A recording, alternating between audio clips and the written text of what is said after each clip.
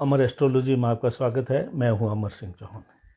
आज एक हम नए विषय पे वीडियो बना रहे हैं दोस्तों, जो आजकल के ज़माने में काफ़ी देखने को मिलता है।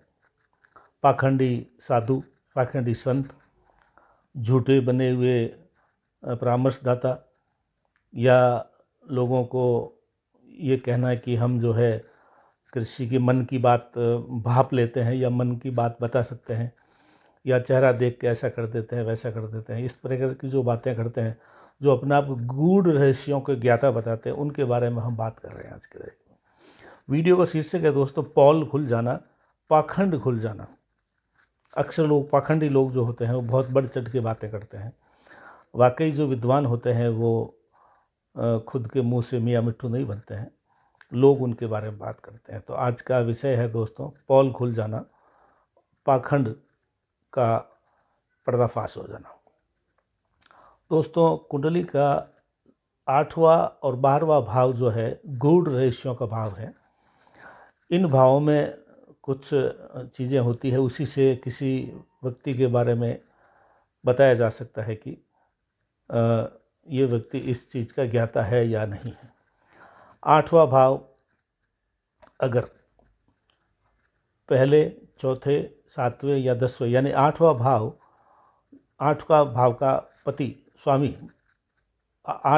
अष्टमेश अगर जाकर के केंद्र के चारों स्थानों में से कहीं भी बैठ जाता है, अस्त होके, निर्बली होके या नीच का होके, तो उस आदमी की पोल बहुत जल्दी खुल जाती है।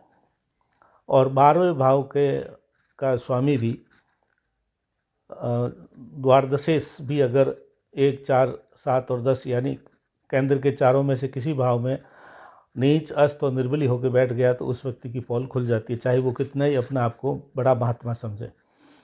तो ये चीज़ है, क्योंकि 8वां भाव गुप्त रहस्यों के बारे में बताता है, 12वां भाव भी गुप्त रहस्य और मोक्ष के बारे में बताता है। अगर वो खुद उस अष्टमेश या द्वादशेश निर्बली है, अस्त है या नीच है, तो वाकई में वो आदमी उन विषयों का ज्ञाता नहीं है, वो झूठ बोल रहा है। और वो सार्वजनिक जीवन में जाते ही उसकी पोल खुल जाती है। 1, 4, 7 और 10वां घर जो है केंद्र के चारों स्थान, ये सार्वजनिक जीवन के स्थान के हैं। जब वो ऐसा ढोंगी पाखंडी आदमी जब जनता के सामने जाता है, तो एक न एक दिन उसकी पोल खुल जाती है। जैसे कई साधु संतों की जो झूठे बने हुए थे, उनकी पोलें खुल चुकी है। ये तो सूत्र हुआ पोल खुलने का। लेकिन अगर अष्टमेश या द्वादश से दोनों भाव, इनके स्वामी अगर उच्च के हो और बलवान हो और अस्त नहीं हो, ग्रहों की डिग्री भी बहुत अच्छी हो, तो ये लोग वाकई में दूसरे आदमी की मन की बात भाप सकते हैं, यानी ये लोग गूढ़ रहस्यों ज्ञाता होते हैं। अगर अष्टमेश और द्वादशेश के स्वामी मजबूत हो, बलवान हो, उच्च के हो, अस्त नहीं हो, ग्रह जो डिग्री के हिसाब से भी पावरफुल हो, तो ये वाकई में आदमी विद्वान होता है, इस चीज़ का ज्ञाता होता है। रहस्य, गूढ़ रहस्य जाना, दूसरे के मन की बात समझ लेना।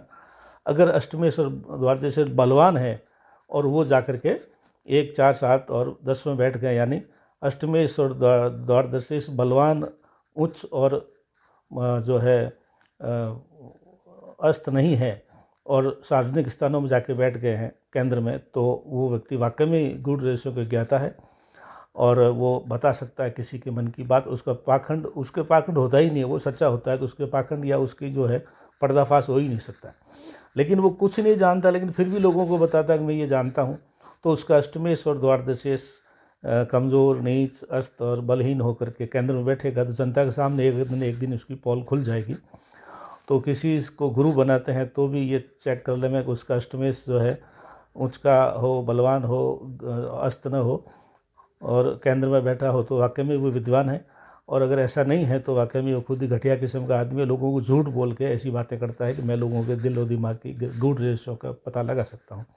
तो किसी को, आप अगर गुरु किसी को बनाना चाहें, तो आप पहले ये पता कर लें कि गुरु की कुंडली कितनी सच्ची है।